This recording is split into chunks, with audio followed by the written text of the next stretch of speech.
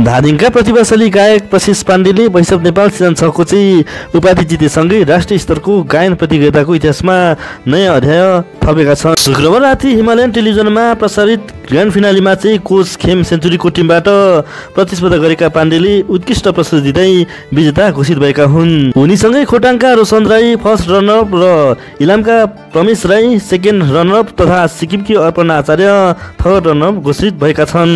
विजेताका रूपमा प्रशिष पाण्डेले 20 लाख रुपैयाँ नगद पुरस्कार प्राप्त गरे भने साथै अन्य दुई प्रायोजकबाट 1 लाख रुपैयाँ थप पुरस्कार पाएका छन्।